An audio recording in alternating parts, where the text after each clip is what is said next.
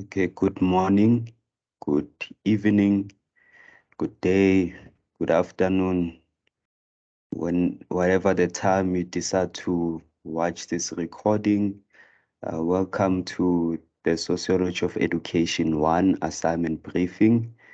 I am Professor Mbuyisa, and I'm happy to have you here. So without wasting time, this is what we're gonna cover today. So the first thing I want us to think about is a very essential skill in academia that we need to all possess and have, and that's the skill of academic writing and most importantly, topic analysis, especially since you are expected to write a sociology assignment which seeks to look at some very controversial ideologies that have filled the field of academia, um, post-colonial scholarship and decolonial scholarship in their respective uh, fragments. So we're happy to just go through that first, how to write academically, how to formulate your introduction, your body paragraphs, and also look at the conclusion. So I want us to look at an academic writing cycle that you need to go through for you to write effectively in your essay for this assignment. So that's the first thing we're gonna look, and then we are gonna look at your essay part number 1. Um, so that's where we'll be looking at an evaluation of the essay topic through using definitions of sociology. Remember, you were asked to evaluate the role of the church in South African schooling. So we are going to look at that sociological evaluation through the use of key concepts found in the definition of sociology. And then we're also going to look at an evaluation of the role of the church in South African schooling, again, through the use of the sociological imagination. So that part will be very comprehensive and detailed. And then the last thing we're going to look at is, again, evaluation of the role of the church or missionary education through the use of sociological perspectives. So that will summatively help us to have a stance on how we view education to be in the broader sense of things. So those are the four fragments really we're gonna look at for today's session. Without wasting time, let's look at the first one. So academic writing and topic analysis. Now, why is this important? Um, I think it goes with the nature of work we go through really as the prospective scholars, right? And as you are here getting your B.Ed degree, you are expected to be able to articulate yourself as a scholar, as a thinker in practice, which is largely expected for us as members of this prestigious profession being education. Now, I have an analogy of some sort to help us really understand how to go about writing an academic essay, how to go about thinking about the contents of the essay. So the analogy I'm making here is to say, let's say you've been asked to prepare a pizza. Now the pizza, it's like food, right? We all know a pizza. Now in this regard, our pizza will be the essay. So you've been asked to prepare a pizza, which is this essay. Now, the big question you'd ask yourself is, what steps do you need to follow for you to prepare this pizza? Now, taking it to the essay, what steps do you need to follow for you to um, prepare this essay? Now, the first step you need to go through is you knowing what you need to prepare. So you've been asked to prepare pizza, so that's what you prepare. Now, with regards to the essay topic, you need to know your topic. What's the essay topic? The topic says, according to Chris in 1996, page 67, The role of the church in South African history is not an easy one to judge. Its role has been complicated and often contradictory. Now, what are we expected to do? You are expected to use your course readings to do what? To provide a sociological evaluation of the role of the church in South African schooling. So that's what you're doing. You're using your course readings to provide a sociological evaluation of the role of the church in South African schooling. Now, how do you do it? That's the what. What should you do? You need to provide a sociological evaluation of the role of the church in schooling.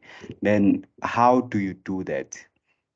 It says here you do that by providing a response that makes use of key ideas and concepts that are found where? That are found in the definitions of sociology. You also need to source or make your evaluation from the use of sociological perspectives, being the micro, meso, and macro perspectives. You also are expected to use the sociological imagination, which means you need to use the associated concepts with the sociological imagination, being your structure, agency, your personal troubles, public issues, your history, biography. So those are the concepts you use to evaluate or to make a sociological evaluation of the role of the church in South African schooling. Now, it says you must also show how these concepts are connected. So show how the different concepts are connected to each other as you make your evaluation. So that's like what you should be doing. Know your topic.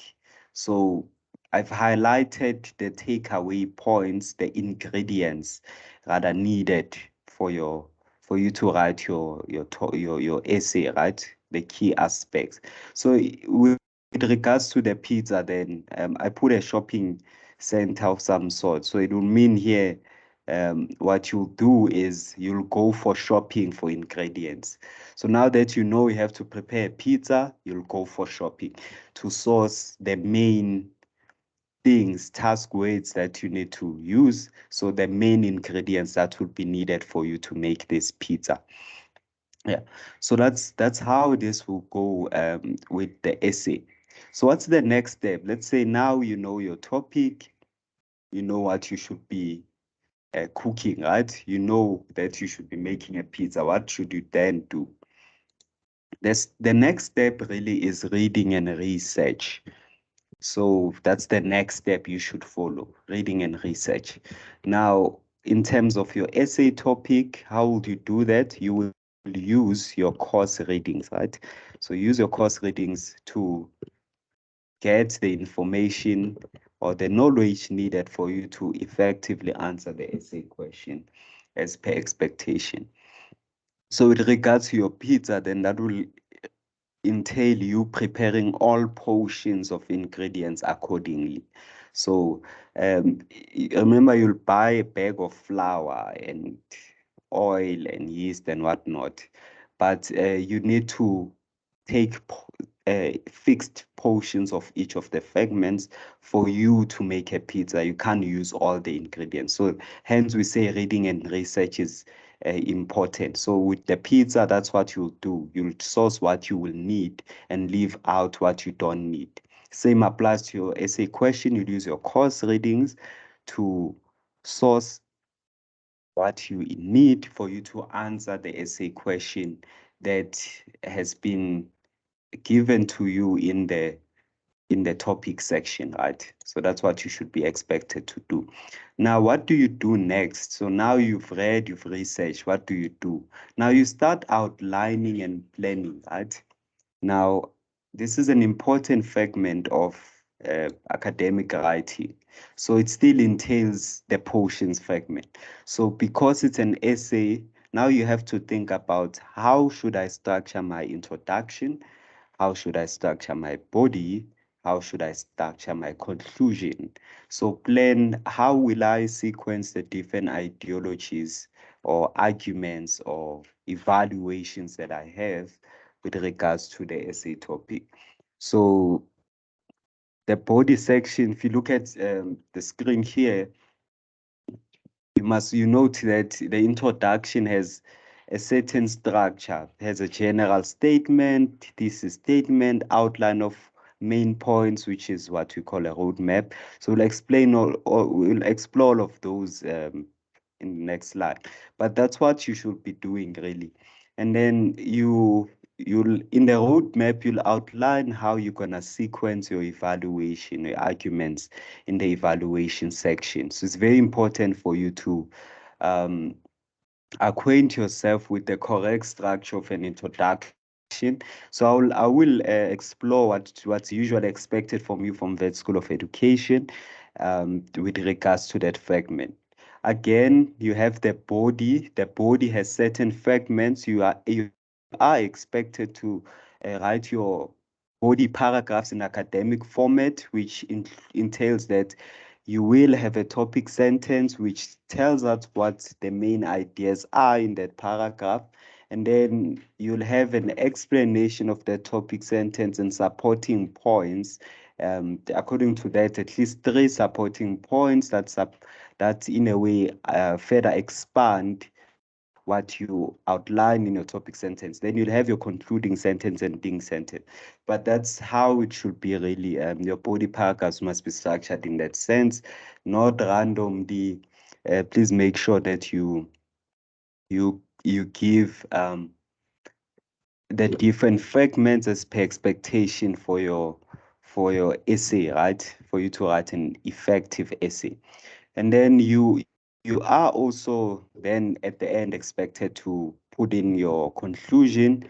So in the conclusion, you restate the thesis, summarize main points, make final comments or takeaway points from the essay. But I want us to really expand on what makes part of introduction, how to write an effective academic paragraph, and all of those fragments. Now, what's in an introduction? An introduction has 4 components, right? So introduction has 4 components. So in terms of your pizza, your introduction is more like you starting to lay out, uh, beginning the preparation process for how you're gonna lay out your pizza, as you can see in the diagram. And there are certain steps you need to follow for you to get to the end product, right? So your introduction also sort of gives us that clear picture of what your essay is gonna have, right? So in the introduction, you first have the hook, which is a statement, a general statement that draws the reader's attention.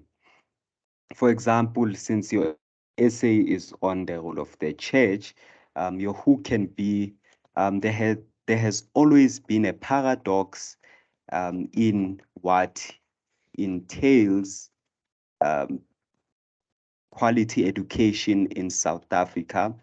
And this dates back from pre-colonial times where missionaries set foot in South Africa. And these paradoxes have endured the test of time and exist to date. So that's like a hook sentence. Now you're making a claim to say there's always been a paradox with regards to how missionaries or rather education itself is structured, and what seems as a qualifying factor to what an education is and what is deemed as not a qualifying factor. So you're making that big claim, and through you doing that, you are able to, in a way, tell the reader really that I'm looking at an analysis of um, the history of education in South Africa, and I'm basing it on the role of the church um, dating back to pre-colonial times, and how those perspectives have lived across time to date. You see, so that's an example of a hook sentence. So it attracts the reader's attention. So the reader now knows what to sort of expect in that piece of writing. And then you have a thesis sentence, right? So in your thesis sentence, then you can you show or you tell the reader what is the main point of your paper, of your essay. So that's where you answer the question, the actual question that the paper explores. So as a link, as a thesis statement, maybe you can say um, missionary education is one of the major, mostly contested forms of education that South Africa has had to wrestle with. And the contestations with regards to it remain a question of academic discourse or debate to date. So that's a thesis. So you're telling the person that missionary education is really one of the most problematic forms of education or that have set foot in South Africa, and we still contest them to date. So this shows that your essay is really looking at the role of the church, the role of missionary education, South African schooling, and it shows that your paper is still part of the many contestations, the many evaluations, the many perspectives that exist with regards to this form of education being missionary education. So that's like one point. And then your roadmap, then you tell the reader that this essay or this piece of writing will make your evaluation uh, of the role of the church in South African schooling following what steps. So you need to clearly tell the reader what steps you're gonna follow for you to really analyze the role of the church in South Africa. So maybe you can say by this essay will firstly maybe explore um, how church education can be understood from the perspective of key concepts found in the definition of sociology. Then tell the reader that you will then make a sociological evaluation using key concepts associated or encapsulated by the sociological imagination. And lastly, you will um, make your evaluation through the use of different sociological perspectives to reciprocally break down the three views uh, that people have about the role of the church that Chrissy 1996 makes in page 67, 68 with regards to the church and education. So that's like one way of doing it. It's really up to you, but show how you're gonna order your arguments, how you're gonna take the reader through your thought process with regards to your evaluation of the role of the church in South African schooling. And then at the end, you'd have a link sentence. Maybe you can say it's thus uh, essential to explore uh, the role of the church um, from the perspective of definition of sociology, something like that. So your link sentence is really designed to make sure your essay is cohesive or coherent. So in that sense, in terms of the pizza, your link sentence is like the cheese. The cheese helps all the stuff to stick together, remember, and uh, to stay stuck to the pizza base in some sort, because when cheese melts, it holds things together. So yeah, that's like how your link sentence. So it's important to have a link sentence for that, for your ingredients in the pizza to not fall apart and feel disorganized and discoordinated. So it's the same line of thinking should go into that. And then you go to the next part of your essay, which is gonna be looking at the body then. So the next step is really starting your writing. So hope you can see at the top right corner. Now, the first fragment of your essay, academic paragraph, is a topic sentence. Now, what is a topic sentence? It tells the reader what the essay paragraph is about.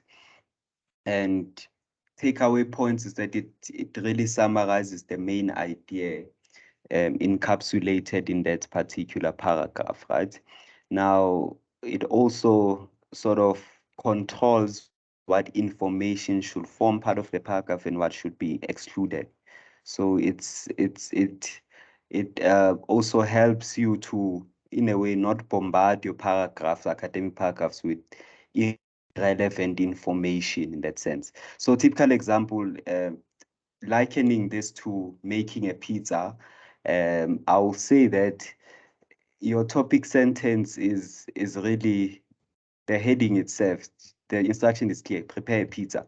Now, we do not expect you to have burger ingredients in a pizza, right? So the topic sentence play that role to make sure that you include relevant ingredients. So in terms of academic writing, relevant paragraphs or relevant information rather, that relates to what the essay generically is about and what that particular paragraph is about. So that's what you do. Now, after your topic sentence, what you include then is an explanation of the topic sentence. So it's not enough to just give a topic sentence. You need to explain the topic sentence with an example. So maybe you can say sociology is a largely contested study, and understanding it will help in the evaluation of the role of the church in South African schooling. Now, your explanation of the topic sentence will be, maybe this suggests that for one to truly understand the role of missionaries in South African schooling, um, one needs to really, in a way, reflect on some key ideologies that encompass sociology as a discipline. Now, that's your explanation. Now, you need to support this explanation with evidence from different readings. So maybe you can then define what sociology is and how you would use the key concepts in that definition to further break that down. Now, remember, when you put evidence, you need to not plagiarize. So you need to not commit academic theft. Now, what does that mean? You need to reference, right? So that's how you avoid committing academic theft. You reference. How do you reference? So there are two ways really to it. It's what we call in-text referencing. Now, with regards to that, you can either directly quote as a form of giving evidence, or you can paraphrase. Now, when you directly quote, what do? You give the surname of the scholar you are sourcing, the year, and the page number. And remember, everything directly quoted needs to be in inverted commas. So very important. So typical example is you can say Mbuyisa, that's the surname, 2021, that's the year, page number 3. So that's how you reference a direct quote. And then if you have many pages, you just write PP dot 17 to 30. That's like an example. Mbuyisa 2021 PP dot 17 to 30. So page 17 to 30. So that's like one way to do it as well. And then with the paraphrase, it's quite simply. Remember, paraphrase, people, you don't change one or two words from the statement, but you reconstruct the whole sentence in your own words. And how do you reference that? You just write the surname and the year of the scholar. You don't put the page number. So that's how you in-text reference. So typical example there is you just say Mbuyisa 2021. So that's like a way to reference your paraphrase using in-text referencing style. So remember, students, you are not allowed to plagiarize. If you plagiarize, you are gonna find yourself in the disciplinary committee at Wits School of Education, and possibly the legal office as well of the university. So you don't want to be academically excluded for such. Okay, so that's one way of looking at all of this. Now, after you paraphrase or directly quote, which is you in a way giving supporting evidence to your topic sentence and the explanation you've given, You need to show how that evidence relates to the topic, sentence, and explanation. So how do you do that? You need to explain your quotation or paraphrase. Now you do that by breaking down its relevance, the main points, the key arguments that you are sourcing from that particular paraphrase or direct quote. So students, important to note that you're not allowed to have a reference after a reference. You need to have a reference or an in-text reference or a quote or paraphrase in that sense, and you need to explain um, its relevance to the key ideas of the paragraph or to the key ideas encapsulated in the topic sentence. So it's important for you to really express yourself academically. And then after that, you can then give new evidence. And after you give the new evidence, you need to either paraphrase or quote to give that evidence. And after, you need to again show how that piece of evidence relates to the topic sentence um, and the main points of that particular paragraph. So that's something important for you to note with regards to writing academic paragraphs. Now, at the end of that, you need to then have a concluding sentence that sums up the main ideologies in your paragraph, and you can have your link sentence that introduces the ideas in the next paragraph. And why is that the case? For coherence and cohesion. So remember, I said that's like with the pizza, the cheese, it's designed to keep ingredients together. So link sentences help in doing that. So that's how you will, in a way, structure your different paragraphs of your body in academic format. So please make sure, and also note one paragraph, one key idea. You can't have 100 ideas in one paragraph. So one paragraph, one key idea. Where do we find the key idea in the topic sentence? So make sure that you represent your ideas properly as per expectation in the correct academic format. Okay, and then the last step really in your academic writing process is the review and editing process. So that will sort of encapsulate you in terms of the pizza analogy. It's like after you have uh, gone through the whole process, represented all your ideas, then and even written your conclusion where you sum up the main ideas that you represented in your essay, then you are gonna get the resultant dish. So it's more like you eating your pizza in terms of the pizza analogy that I'm making. And in terms of academic writing, that's where you proofread your work, you edit, you make sure that your paragraphs are the correct length. Your line spacing is 1.5. The font is 12. Everything is aligned as per expectation, and you've used the correct font type that is expected from you. So, and also edited stuff, avoid having very, very long sentences and very, very long paragraphs. Maximum number of lines in a paragraph is 12 lines. Ne? So make sure that that is the case. But that's the review process. So in essence, that's what we call the academic writing process.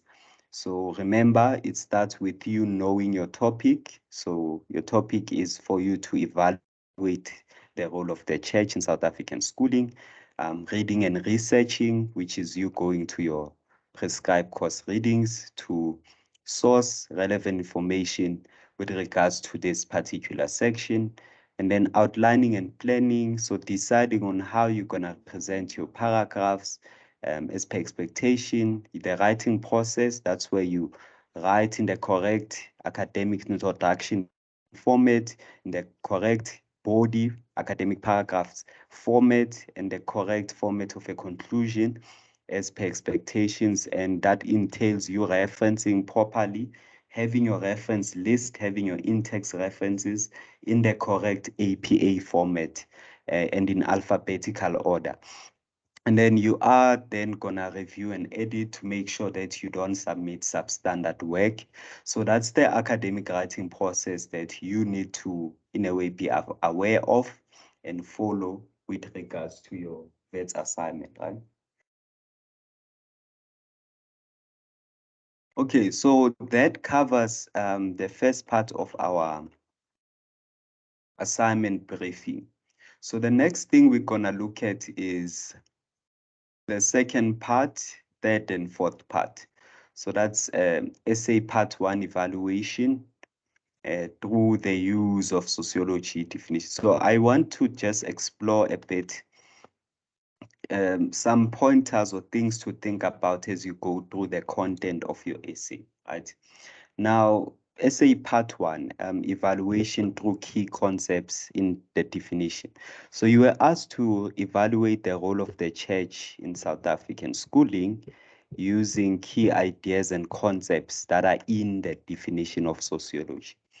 Now, I have the first definition from your prescribed readings. The reading is by Stewart and Zeeman, 2014.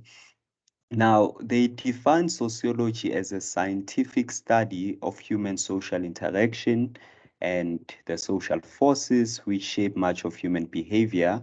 And they say that sociology studies the social patterns, social trends, and forms of collective social action and the way human beings act in the world. So that's a definition from Swart and Zeeman. Now, what questions would you ask yourself if you were evaluating using this definition? Maybe in terms of missionary education, you ask yourself these questions. What human interactions resulted due to missionaries being responsible for South African schooling? So when you look at Chris's reading, what human interactions would you say human social interactions resulted from South African schooling? What social forces can you think about? What are even social forces? What are they?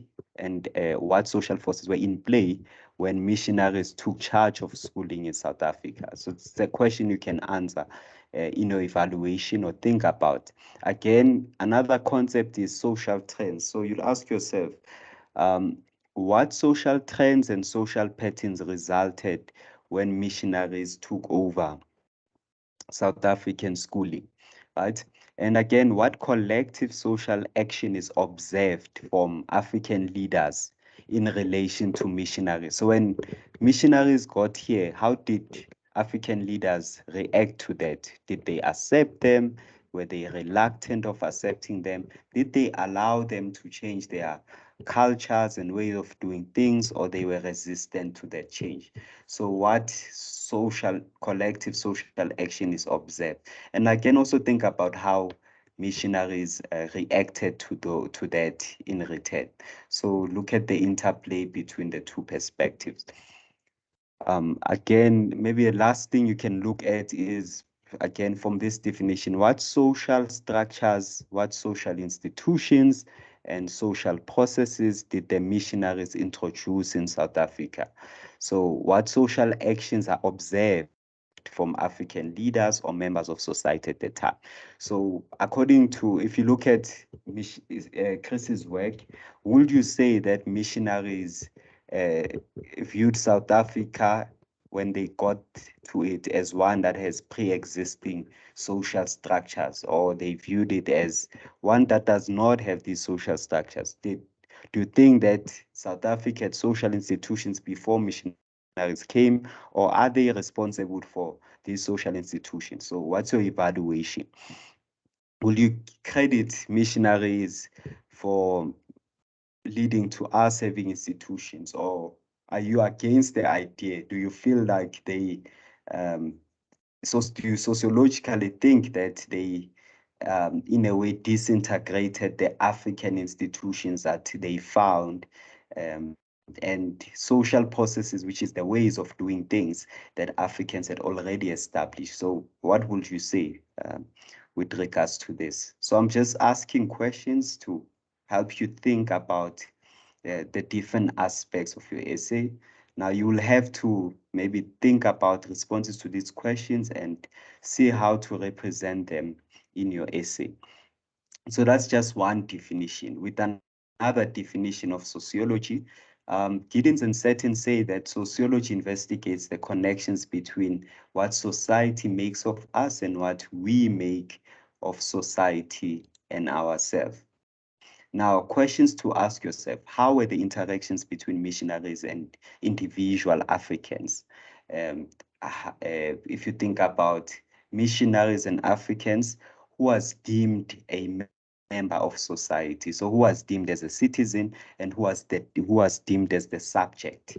And would you say that, looking at the matter from a status quo perspective, to say Africans and missionaries had the same status quos in the society at the time? And what connections exist between missionaries and Africans? Did they have peaceful relations? Did they have sort of uh, antagonistical interactions? Think about what Chrissy has to say uh, in her paper, then chapter 3. So what would you say with regards to that? Again, who is deemed as encapsulated in the social structure of South Africa at that time? So who was deemed as acceptable within the South African social structures at that time? And who was excluded? If there is anyone who was excluded, how were they excluded and why? Most importantly, why were they excluded? So make a sociological evaluation of that. So remember, we say sociology investigates connections between what society makes of us. So what did society make of its members at the time, of Black people and white people that existed at the time, or missionaries versus Africans in that sense? And if you think about the excluded, how does the excluded one remain excluded forever? So who is excluded in this society, and do they remain excluded forever? And who even makes them to be excluded? Think about such aspects from this definition. You can evaluate from that perspective. And then with the next definitions by Giddens, 1986, page 9, um, it says that sociology is a social science having its main focus the study of social institutions brought into being by the industrial formations of the past 2 or 3 centuries. Maybe questions to ask yourself: would you say that South Africa had recognizable institutions by missionaries before these missionaries set foot in South Africa or landed in the land? So would you say that South Africa had pre-existing social institution, or they only came after missionaries uh, came to South Africa? And again, are there new social institutions that were brought by missionaries? If so, what are they? What are these institutions they brought? If you say they did, and if there are any, how did these institutions change the social structure of South Africa at the time? So you need to just think about these different ideologies or perspectives, looking at key concepts encapsulated in the different definitions of sociology. So those, you are given 3 readings, and those are like more like the 3 definitions we have. So you can make an evaluation from that perspective, answer these questions, and think about how do you construct your paragraphs in response to these major perspectives. Because remember, when you evaluate, you are sort of making an analysis that is gonna give us a certain conclusion. Because as the quote there said, the role of the church has always been a difficult one to judge. So your evaluation must help us to judge the role of the church, and maybe solve the contradictoriness of the role of the church in South African education. So that's one part you can think about. So part two of your essay then, what you can then use is evaluating using the sociological imagination. Now, what is the sociological imagination? Vivid awareness of the relationship between personal troubles and or rather personal experience and the wider society. So those are like the two conceptions. Now, if you look at the work we're looking at Chris's work, and the title of the book is The Right to Learn. Now, and in a way, the subsection of the book or the subtopic of the book, it says um, the struggles for education in South Africa. So it explores different struggles people had for education, to attain education in South Africa. So the book sort of gives an evaluation of different experiences, personal experiences of people as a result of the wider South African society. So the sociological imagination will help us to, in a way, give a more nuanced uh, evaluation of the role of the church in South African schooling, and really think about how it impacted different fragments of South African society at the time. And for us to do that, I think we can we can ask ourselves a few questions. Since the sociological imagination allows for us to think about people's personal experience versus their wider society and vice versa. Now, the first question that comes is maybe who was struggling to get education in South Africa? Because the book looks at the struggles people had to get education. So how were those people's experiences? Who are these people? And from what perspective did they have to, in a way, struggle in this lens? Maybe it takes us to then, how does then the sociological imagination help us with this? Now, if you look at this is what Mills say in his book. He says that the life of the individual and the history of society cannot be understood without a comprehension of both in terms of the social dynamics and the interplay or interdependence within the two. Now, what does this mean? It means that for you to understand the personal experiences of individuals, you need to understand the societies that they are from. Now, if you look at then the Right to Learn book and missionary education. Now, missionary education led to a racial paradox to exist in South Africa.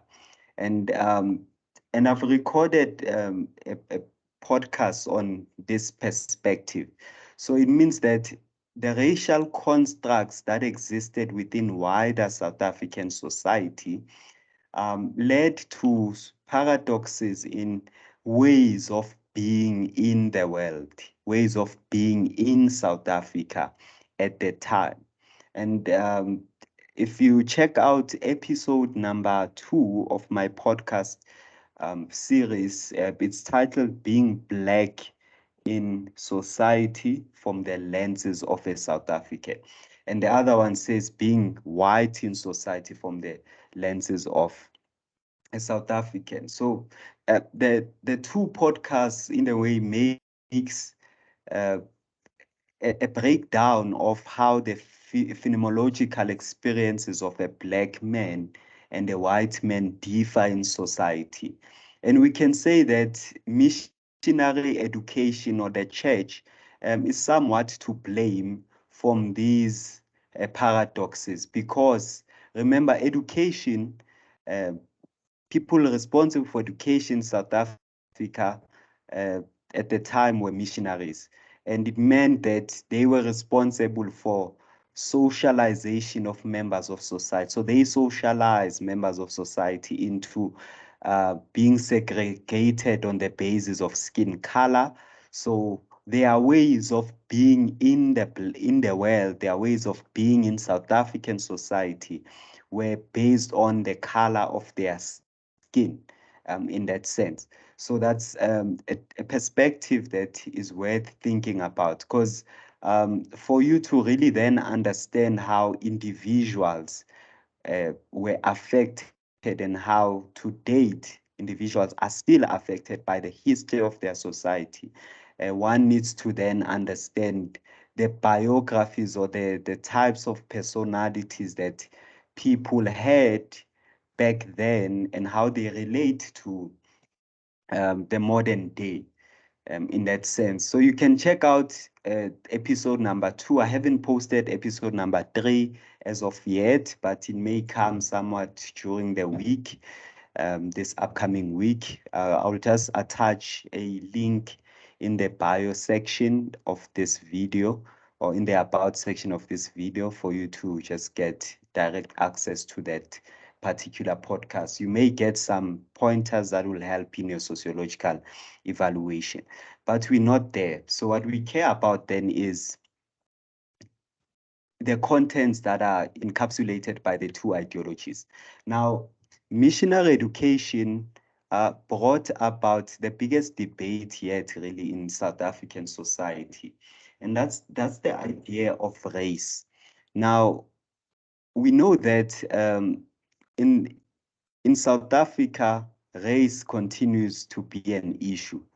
And why is that the case? I think the cartoon here just encapsulates what really the politics regarding race in South Africa. It says here, no one is going to give you the education you need to overthrow them. Maybe if you look at the 3 comments that were given, comment number, what's this? Comment number 3, from Chris's work in page 68 says there is a big difference between intentions and actions. So if we take it to that, we then ask, what was the intention of missionaries when they came to South Africa? What was their intentions of them starting schooling or being responsible for schooling?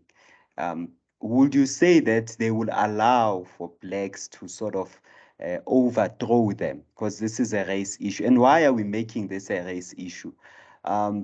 It's because of what Fisher says, which is the reality of things, really, to say that South Africans tend to think of themselves in racial terms before they think of other aspects of their identity. Now, by South Africans, it encapsulates missionaries as well. Now, they are the ones responsible for, in a way, starting this line of thinking, line of viewing one's identity within the bounds of race. And as a result of this, it's undenied that race is still an important sociological category in South Africa today. And hence, if you look at Chris's work, when she looks at criticisms, so she looks at industrial and manual education, but most important, she looks at racism and subordination, which is exactly this, to say what role did missionaries play in race relations in South Africa and subordination of people based on the premise of their skin, which shows that in your evaluation, you need to also consider some of these perspectives of, say, what role did church have in South African schooling? Did the church take us into a more segregation-based education system, or the latter, or they did the opposite, right? So you need to think about these perspectives. And because race is an important category to think about in relation to this work, the results really of these race relations are due to the erroneous beliefs that earlier generations had about racial determinism of moral and intellectual characteristics. And where does it stem from? Straight to missionary education in that sense.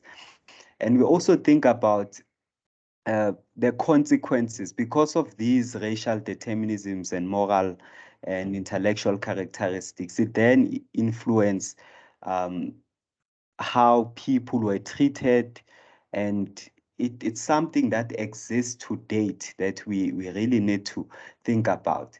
And not to mention that, of course, in the South African context, historically speaking, the founder of Black consciousness, remember, was Steve Biko.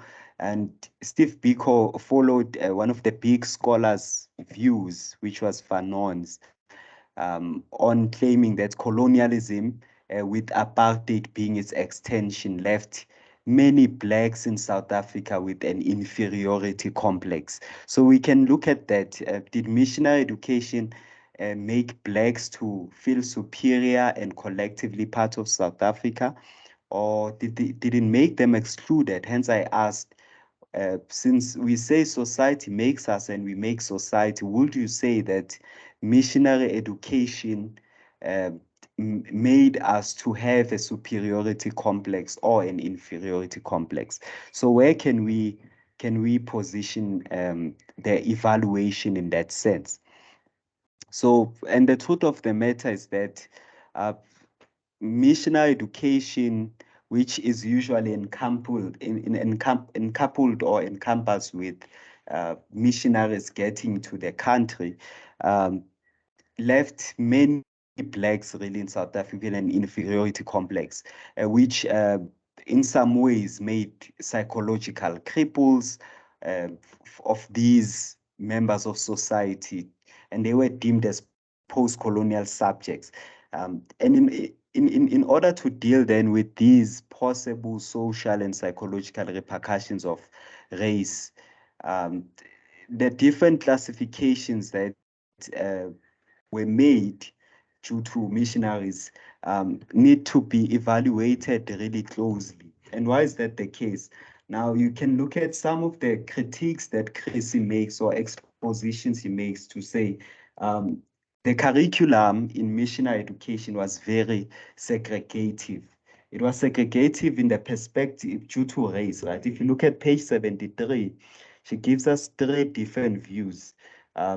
Missionaries had. Some had the view that blacks had to be given the same education as whites, and they believe in no discrimination. But some had a different perspective. Some thought that there should be an adapted curriculum for black students that will take note of their local context and prepare black students for their local society. But others had the view that blacks were inferior and shouldn't have too much academic education either ways. And thus, schools should really just train them as laborers in that society. So those are different views that missionaries had, different views that existed as a result of this. Now you can then think about that to say, if you look at the history of oppression, the denial of opportunities, and poverty that blacks had to face because of this belief that they are biologically, racially different from from white people, or they are hierarchically different from them, um, we can then think about how did it affect the personal experiences of these black people? How did it affect their biographies of these people? And how did it affect their self-esteems, their group identities of the race groups, being the whites and the blacks? And again, which also looks at um, how did these identification in a way determine who thrives or flourishes in life. Yeah, so you then need to look at that. And you can also think about the difference in life expectations. So if you look at that, to say according to race in South Africa, we can then think about life expectancy. Would you say that it was based on racial grounds, maybe access to uh, these institutions they bought, because what Chrissy shows is to say they bought Western medicine, right, to them.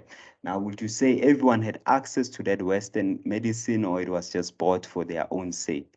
So that's just one thing to think about with regards to this. So in essence, maybe a question you'll ask yourself is, what role did the church play in defining what it means to be Black in the world, in what it means to be Black in South African society? And what role did they play in uh, explaining what it means to be white in the world?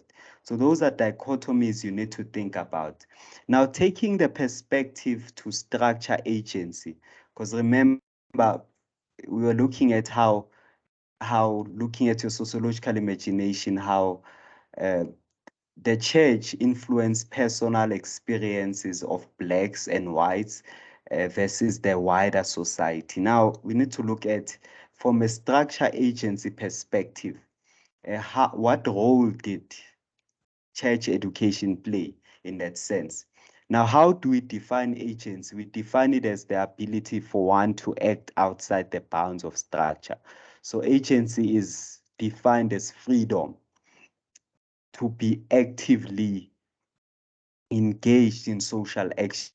So we do not expect you to act uh, as the structure would. So we expect you to act in relation to your particular structures that you form part of in society. Then if you think about the role of the church in South African schooling, would you say that the church enabled or allowed for one to exercise their agency? So would you say that, as agency is defined here, would you say the church enabled for this to a sense of agency to be practiced, or agency also became racially based? And if you look at structure, we say it's the arrangement of society in relation to social needs. Now, would you say that from how missionaries conducted education, it led to cohesive societies, cohesive societal arrangements of South Africa, or it led to segregative societal um, structures to form? So where would you look at, how would you look, in a way, evaluate the patterns in structures that existed as a result of missionary or church education? So that's what you think about when you make your evaluation, your sociological evaluation. And if you look at Hayes' work, Hayes says that structure is systematic and patterned. Um, Now, would you say that in South Africa, structure was uh, homogeneously systematic and patterned, or it was heterogeneously systematic and patterned? Now, homogeneous means uniform, and heterogeneous means different, right? Segregative. So we're asking that, how is the structure, how would you evaluate South African structure to be as a result of church education? If you think about agency, we say agency is contingent and random. Would you say that Africans were allowed to be contingent and random in their action? Were they allowed to have individual thought and way of doing things, or was that stripped away by missionaries? Would you say their cultures and way of doing things was respected or allowed, or it was suppressed? So those are questions you need to ask yourself when you make your evaluation. Again, we say that structure is constrained. So to what extent did missionaries lead to constraining societies?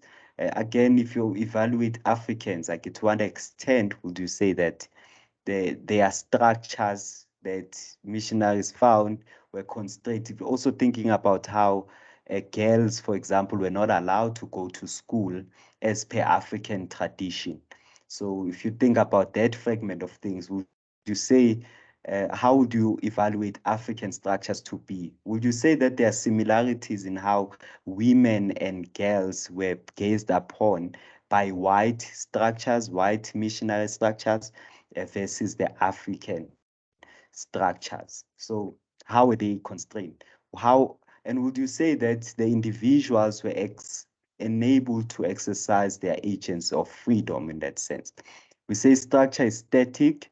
So how did the missionaries keep their own pre-existing structures they came with to be very static when they came to Africa?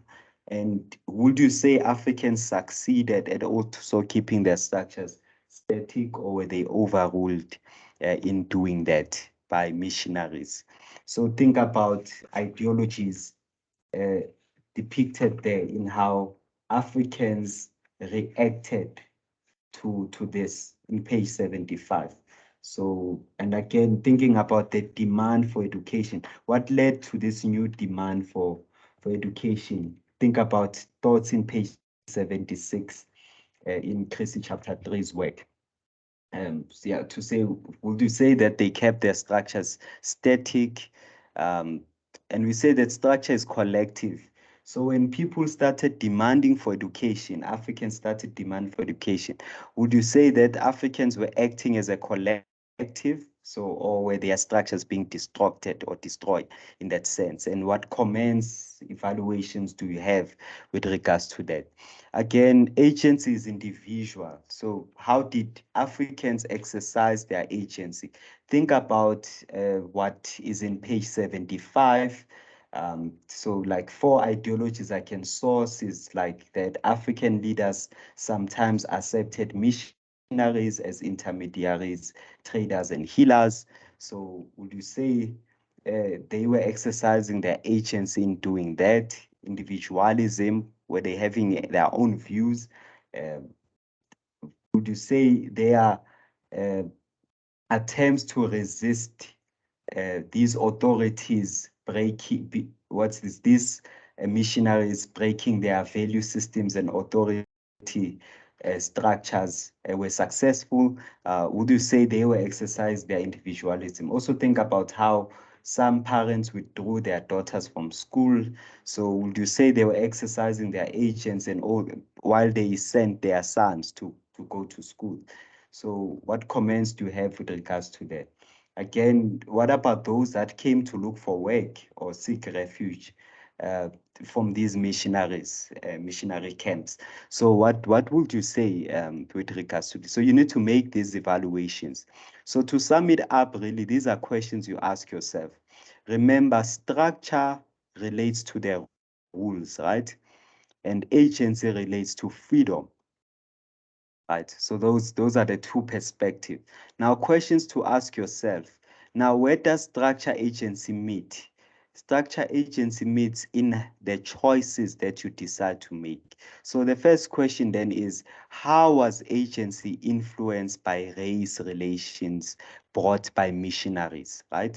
And then when you analyze the role of the church in South African schooling, would you say agency of a Black and white person were the same and equally important in South African society at the time? So would you say we ended up having Black structure and Black agency and white structure and white agency? So what role did the church play in these race relations at the end of the day? And then what does the location of missionary schools say about structures Black people found themselves under? Because you'll remember that as some missionary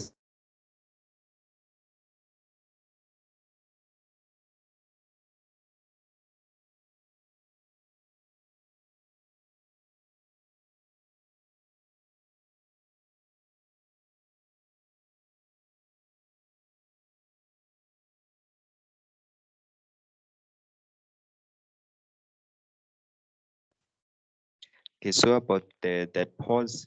So you'll remember that some missionary schools were in a way segregated from Black societies, right? So what would you say about that fragment of things? Would you say that it still perpetuated this idea that missionaries had to be segregated from uh, Black people? So what race relations can we really observe from the two? So that's really the question you need to ask yourself and answer. So what race relations resulted from missionaries coming to the country in that sense, in terms of race relations that existed in South Africa as a result? So again, if you think about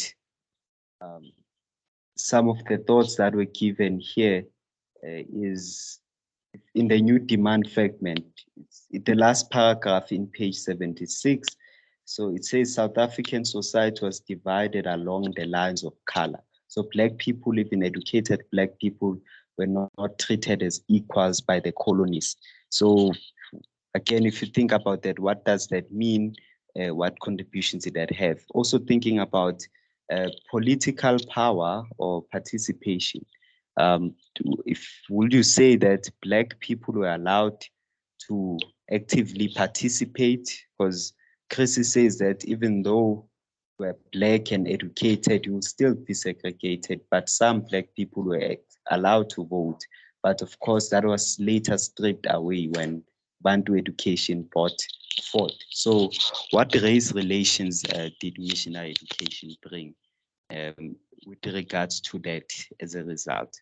So those are just some thoughts you need to think about when you make an evaluation from a structure agency perspective.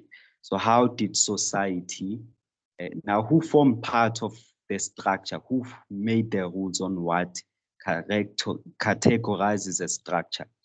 Say that it is missionaries that took over from Africans, or Africans kept in charge of deciding on such matters. And what does that tell us or teach us about the role of the church in South African schooling? Say that it led to colonialism ideologies to flourish, or it led to their disintegration at the end of the day. So those are really thoughts that you need to ask yourself, evaluate for yourself. Now, looking at this from a different perspective, Niels also says that the sociological imagination allows us to grasp history and biography and the relations between the two in society.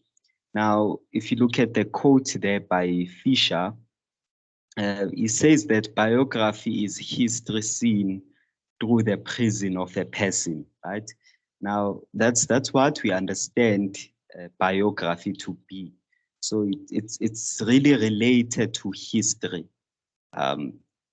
So for you to really understand the history of a society, you'll do well to look at how individuals within that society behave, what experiences do they face, and how are they interacting with their broader social structures in the collective sense.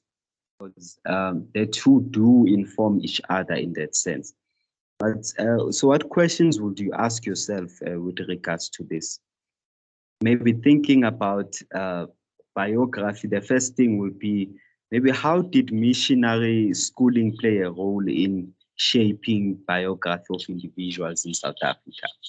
Now, how do the three views show the effects of missionary education in society? What three views?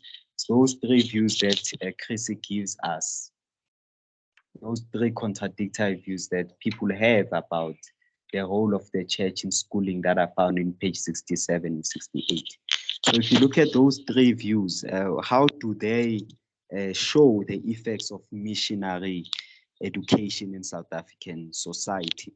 And if you think about it from a different lens, again, how did missionary education affect the history of South Africa, and how does it transcend to our day today? So, and remember that the focus should be in the past experience mostly, as per Chris's work, and with little mention of the modern days. So remember, your lecturer did assert this to say you need to focus on the past more than how it relates to the modern, right? Yeah. And then you in your analysis, I want you to think about the three criticisms as well on how missionary education affected the history of South Africa. Because remember how it affected history, it led to how biography was affected. So were they involved in shaping the societal narrative from a historical perspective on how industrial and manual education should work? It's just one view to think about. How did they influence the narrative regarding race relations in South Africa? So racism and subordination, how did they shape the narrative with regards to sexism and women's subordination? So those are like three different views that I want you to analyze this from and effectively think about when you make your sociological evaluation, looking at biography and structure. And it doesn't really stop there. I mean, Mills also says that perhaps the most fruitful distinction which the sociological imagination works is between the personal troubles of the Malu. Now, the Malu is the social context, that personal troubles of the Malu and the public issues of social structures in society. Now, this is also a very important a point to think about. Um, so I just handpicked one perspective. It's really your job to analyze this from a different lens, really.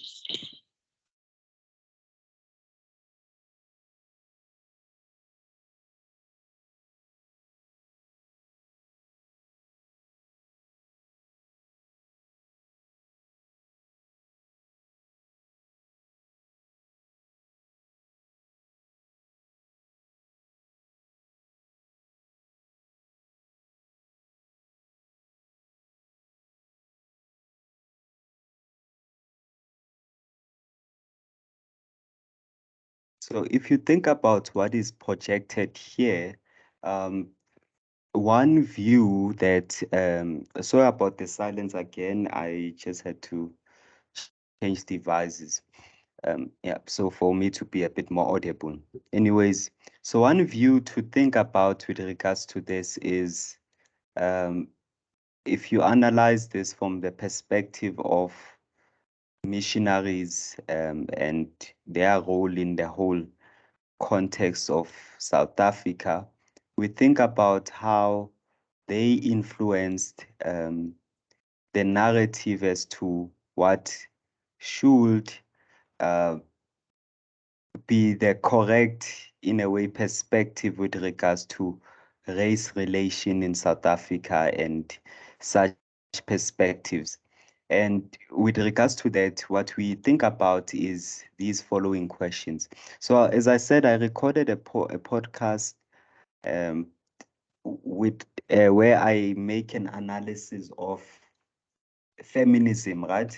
And feminism, the feminism debate relates to the last argument here in this in the criticisms, which is on sexism and women's subordination.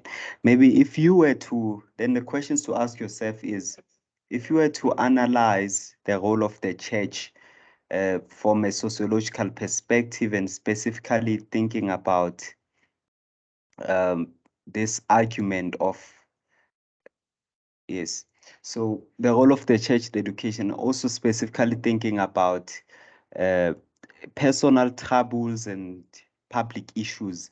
Now, a personal trouble that a woman might have faced was how the colonial government viewed their standing in society, right? And that is, in a way, that did in fact affect individual girls in the society. And this is evident in how some of them were expected to retract from school, how some of them were expected to not collectively form part of society's systems and ways of doing things.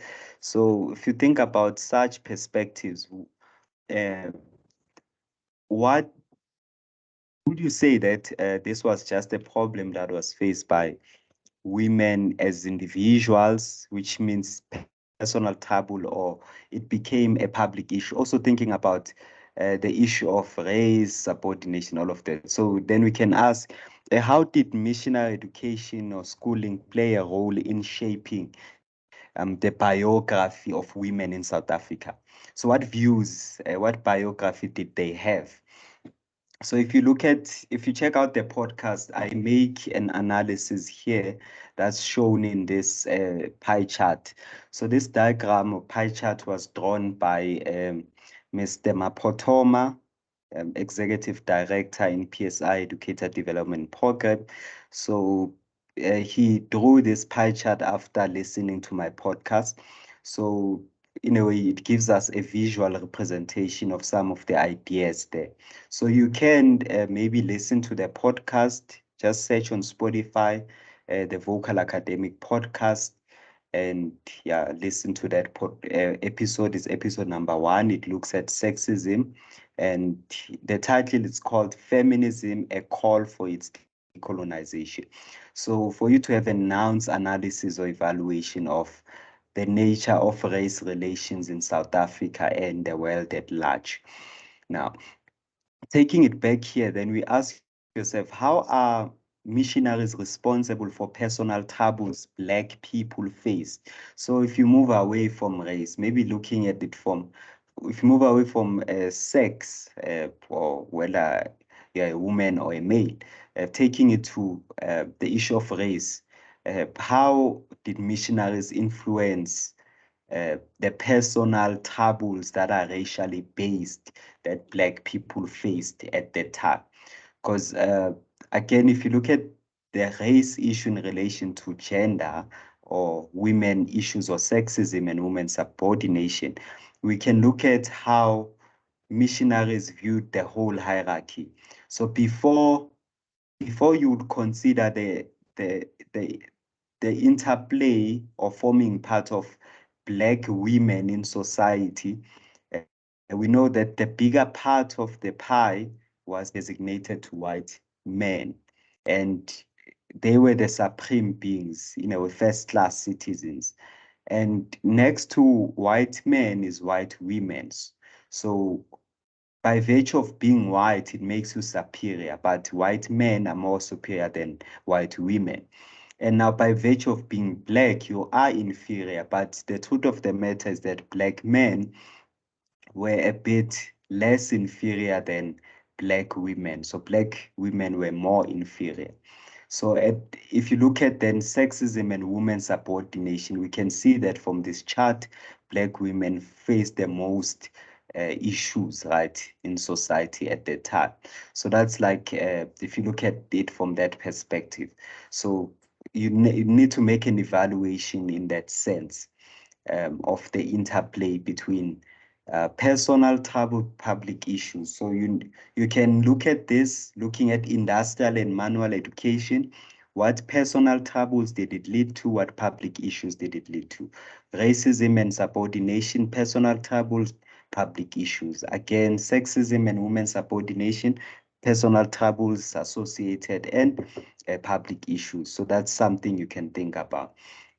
Um, Something again to think about is that you'll recall that, remember, the sociological imagination is like a kind of understanding that Mill wanted you as a sociologist to develop. And why is that? Because it will develop or allow you to see how the lives and experiences of individuals are related to the histories and issues of the societies that, in a way, they live in.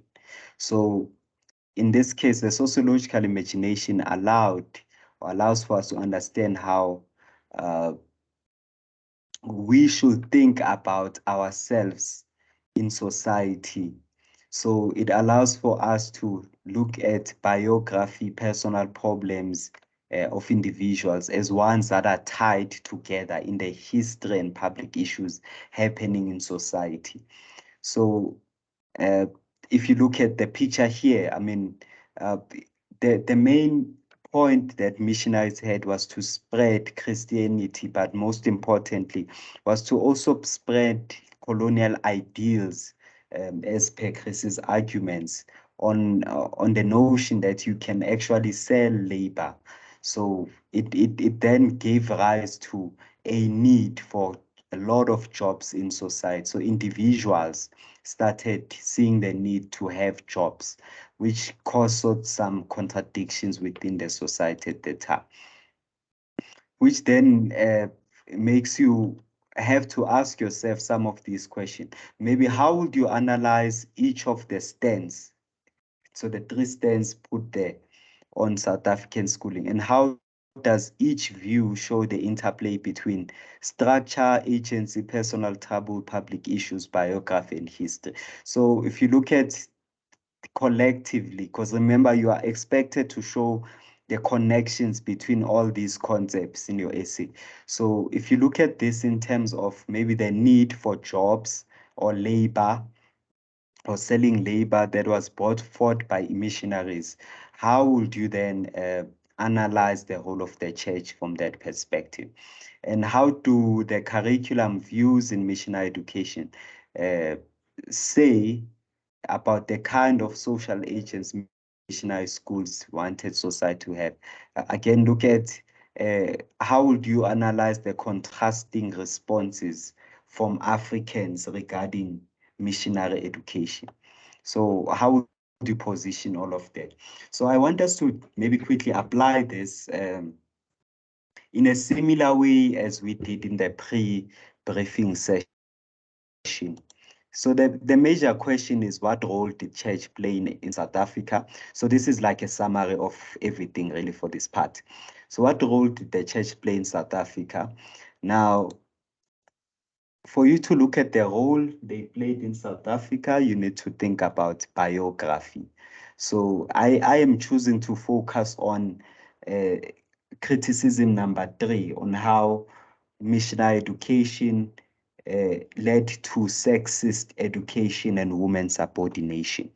Now, so that you will look at that from a biographical perspective. So from that perspective, we say that in sociology, we look at uh, how the history of socialization is in the society and its more or less lasting effects on the individual. So how did missionary education affect individual girls in society? And we also think about what socializing experiences did they face. So from that perspective, we're just looking at two things: the role of history on biography and the role of social structure on biography. So those are the two perspectives we analyze this from.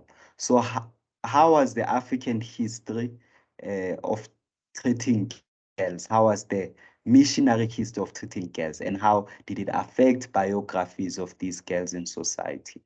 And it then needs for us to look at statistical evidence, right? Because remember, sociology applies scientific procedures, quantitative data, and qualitative data to analyze things. So if you look at historically, how has the literacy rate of girls been in society at the time from a historical perspective, and how has social structures viewed girls' biographies at the time? So you can analyze the three from that perspective. And what will help you to view all of these things is really your sociological imagination. So it would allow you to see how history affects biography of individuals, girls, and how biography of individual girls uh, impacts how social structures are. For example, to date, we have feminist movements. Radical feminism is the modern talk of the day, where girls are speaking out on the subordination and sexism that exists in society. And where does this come from? It's as a result of the church's role in South African schooling. So those are just some thoughts you can think about, which then brings me to how Mills will put this. Remember this quote: when in a city of 100,000 men, only one man is unemployed, that is his personal trouble. And for its relief, we properly look at the character of the man, his skills, and immediate opportunities. But when in a nation of 50 million employees, 50 million men are unemployed, that is an issue. And we may not hope to find its solution within the range of opportunities open to one individual. So this shows that your sociological imagination will allow you to see not just experiences of Africans, but also objectively think about how missionaries were affected by the colonial system at the time, and how they were affected by African leaders and vice versa. And it will allow you to make an evaluation of the two views and get to a consensus. So if we were to apply this to the women analogy, we'll say that then when in a society of 100,000 women, only one woman is uneducated, now that is her personal trouble. And we properly look at the character of the women, their skills, and their immediate opportunities. But when in a nation of 50 million women, 15 million women do not afford fees, that is a public issue, and we may not hope to find its solution by just looking at the experiences of one woman. So this goes to show that your sociological imagination allows you to evaluatively look at these issues that came as a result of church education, and allows you to look at the role that church played in South African schooling comprehensively in that sense. Now, which then means you'll have to do the same form of analysis when you think about racism, and when you analyze racism and subordination, industrial and manual education, and how Africans reacted to this and all of that. So those are just that's how you can use your sociological imagination in your essay, right? Which takes us to the last part, which is how to use your sociological perspectives. Now, with sociological perspectives, you must note that your evaluation through your sociological perspectives must not just look at individuals, as the top left corner picture shows, but it must look at society as a collective. Which society? South African society, from a broader sense. Now, in the broader sense, you will be looking at the micro, the meso, and the macro. So remember, and in the micro, we ask how, in a way, we are looking at how individuals interacted with each other and the world around them. We also, in the meso, we look at how groups and communities interact. And the macro, we look at world interactions, which is a nation states, which is a nation state is a country. So how South Africa interacted and how agents interacted within the bounds of the country, and international relations, so which is looking at how South Africa in relation to other broader societies interacted, so the bigger social structures really of the world. And what questions do you ask yourself? First one is, what micro sociological interactions resulted due to the missionaries? So how did individual interactions uh, become as a result of missionaries? Now, so we asked what interactions, micro interactions formed due to missionaries. And in the same sense, we asked what micro interactions were deconstructed, which micro interactions were destroyed due to missionaries coming. Same applies to the meso, which ones were formed, which were destroyed. Same applies to the macro, which macro interactions were formed and which were destroyed. So those are that's how you can analyze this from a micro, meso, macro perspective. So to look at, in the hierarchy of things in society, where would you position missionary education? What role did it play? What influence and impact did it have in society as a result? So those are just how some of the perspectives you can check out. So I will stop here with regards to the briefing. So this is a list of references consulted for some of the different aspects explored in this briefing.